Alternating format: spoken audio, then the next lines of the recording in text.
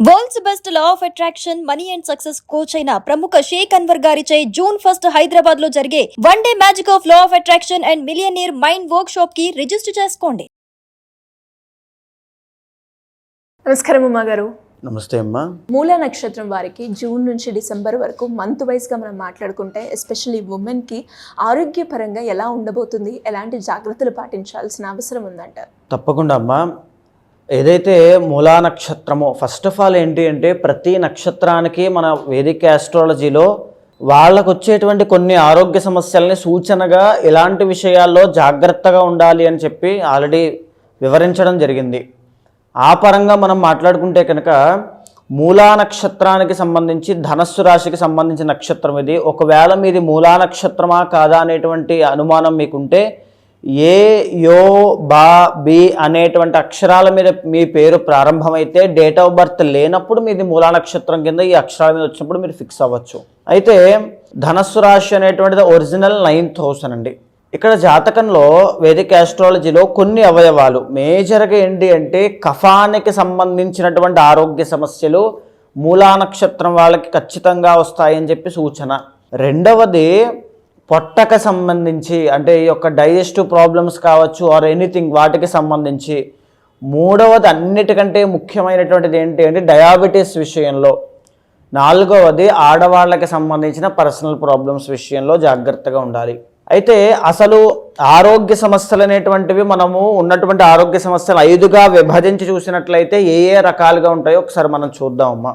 అన్నిటికంటే మొట్టమొదటిది దోషజ రోగము అని ఉంటుంది.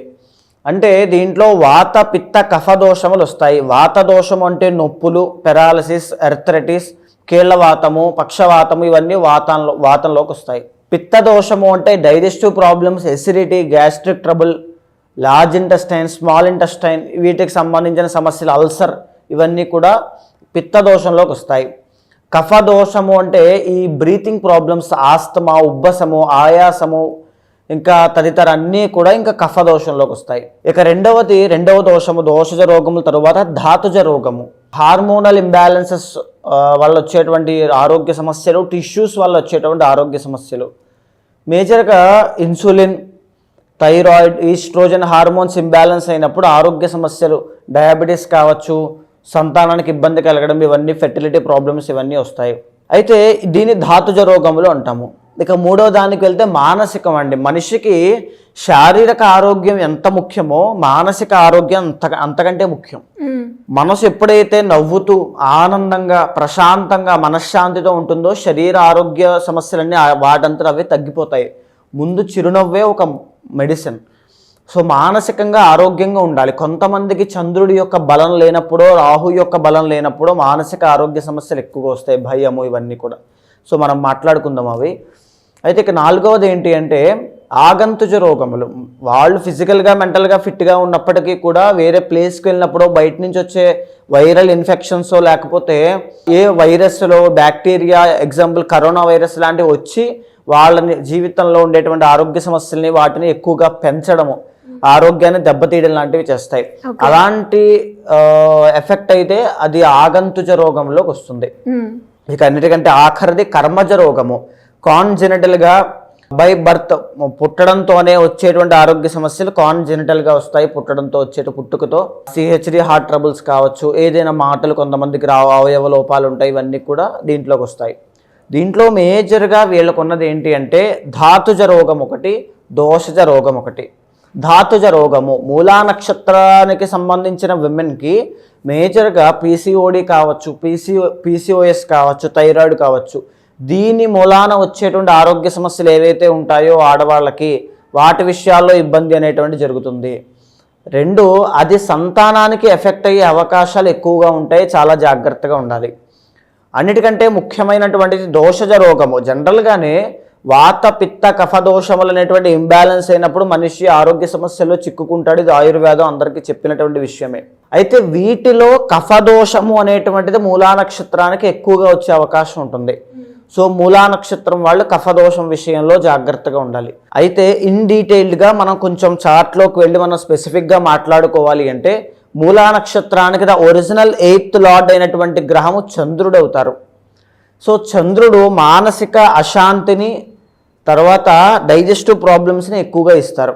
సో ఆల్రెడీ డైజెస్టివ్ ప్రాబ్లమ్స్ విషయంలో జాగ్రత్తగా ఉండాలి అని చెప్పి మనం మాట్లాడుకున్నాము మూలా నక్షత్రం వాళ్ళకి.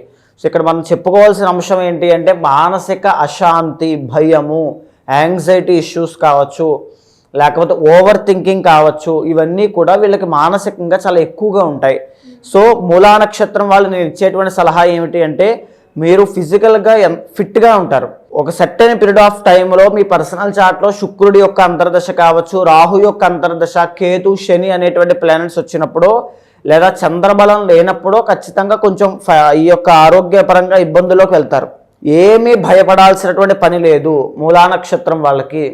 ఖచ్చితంగా ఇప్పుడున్నటువంటి ఆరోగ్య సమస్యల విషయంలో మీరు జాగ్రత్త తీసుకోండి. అండ్ ఇంకొక విషయం ఏంటంటే బ్లడ్ విషయంలో కూడా వాహన ప్రమాదాల విషయం, వాహన ప్రమాదము బాగా గుర్తుపెట్టుకోండి.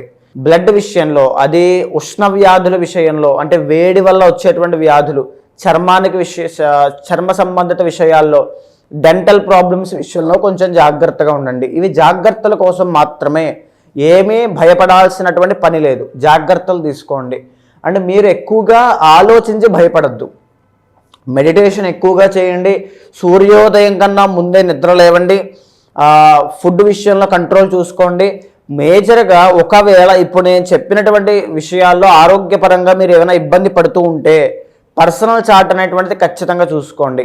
పర్సనల్ చార్ట్లో 6th హౌస్ అనేటువంటిది బలంగా ఉన్నప్పుడు, 12th హౌస్ అనేటువంటిది బలంగా ఉన్నప్పుడు, లేదా దశ అంతర్దశలు బాగున్నప్పుడు ఖచ్చితంగా ఆ ఉన్నటువంటి ఆరోగ్య సమస్యల నుంచి ఓవర్కమ్ అవుతారు. ఆ దశ అంతర్దశలు మారినప్పుడు ఆ సమస్యలు వీడి వదిలేసి మిమ్మల్ని వెళ్ళిపోతాయి. అంటే ఏ మంత్ వైస్గా మనం చూస్తే ఎలా ఉండబోతుందండి వీళ్ళకి? మేజర్గా వీళ్ళకి మార్చి 30 తారీఖు నుంచి అర్ధ అష్టమ శని దోషం అనేటువంటిది స్టార్ట్ అయిందమ్మా.